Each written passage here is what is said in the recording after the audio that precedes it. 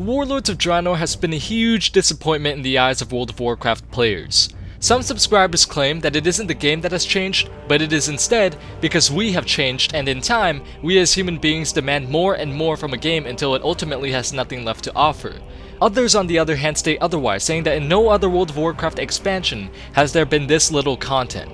In today's video, we are going to be talking about 4 things that could have been executed much better in WoD. First off, straight and simple, is Vol'jin. Where the hell was he? This guy in Mists of Pandaria played a huge role in the Siege of Orgrimmar. Under his leadership, the Trolls initiated the Darkspear Rebellion, which was an uprising against Garrosh Hellscream and the Khorkron. With Vol'jin spearheading the revolution, the Old Horde, the one led by Thrall, was able to liberate the Echo Isles from Hellscream's Khorkron, capture Razor Hill, and cut off the roads leading to the Northern Barrens. He then works closely with other racial leaders in order to overthrow Garrosh and return Orgrimmar to the true Horde, which leads to the Siege of Orgrimmar, where Garrosh is then defeated and Vol'jin becomes the new war chief. Great, excellent, a non-orc war chief that possesses the wisdom of Cairn, the honor of Saurfang, and the strength of Thrall. But they don't follow up on his character development in Draenor at all.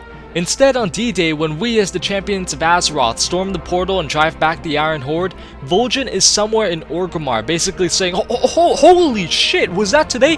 Oh my god, I'll just see you guys in Legion. I did not know that was today. I'll see you guys in Legion. See you later. Next is the Temple of Karabor. On the live client, it pretty much serves little to no purpose other than being something on the map to look at or fly to, but in the alpha of WoD, the gates to the temple were wide open and the interior had a lot of work already put into it. It even had many of the rooms that the temple in Burning Crusade had, including Akama's chambers and the Den of Mortal Delights. But for some reason, none of this made it to the live version, which kind of annoys me because of what this temple was in the Burning Crusade.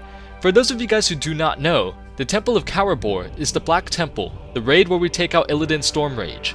It originally served as a sacred temple and refuge to Prophet Velen and the Draenei, but the grounds of the holy sanctuary were desecrated when the orcs conquered it.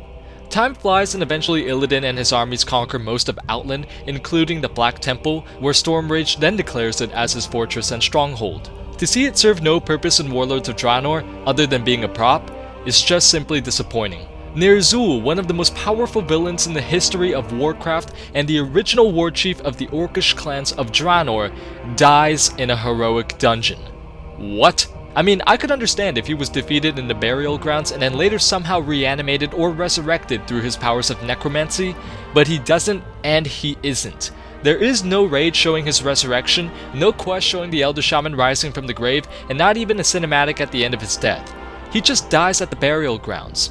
The history of the orcs pretty much started with Ner'zhul and Kil'jaeden.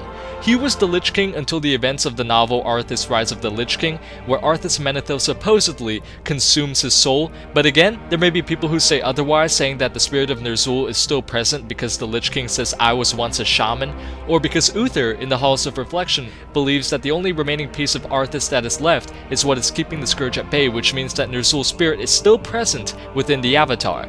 But that is not what we are here to talk about. What we're here to talk about is, despite what is written in a book, in WoW Wiki, or in the in-game dialogue, is that this character deserved so much more screen time than what he actually received in Warlords of Draenor. He was the one who defied Kil'jaeden, he was the one who crippled the entire Nerubian Empire, and he was the one who brought about the fall of Arthas Menethil. Finally, the escalation of Grom turning away from the Iron Horde and suddenly siding with us. When Kil'rogg betrays him and decides to drink the demon blood along with all of the other soldiers of the Fel Horde, and after the fall of Blackhand and the Blackrock Foundry, Grom sees that he isn't going to get the Iron Horde world that he pictured when he initially began the war. Instead, he tells Gul'dan that we, the heroes, will defy him and inevitably defeat him. Okay, but after that you're still going to jail, Grom. We aren't going to just forget that you pretty much started the whole war on Draenor alongside Garrosh. Nope. We defeated Archimonde in Hellfire Citadel, and then he stands next to both Durotan and Uriel and screams out that Draenor is free. First of all, I doubt that Durotan would be totally cool with standing next to the orc who was ultimately responsible for a shit ton of Frostwolf deaths, including his own brother Gunnar, and if somehow Durotan did forgive him in this super short amount of time, how can Uriel just be totally chill with standing next to the guy who led the genocide of her people?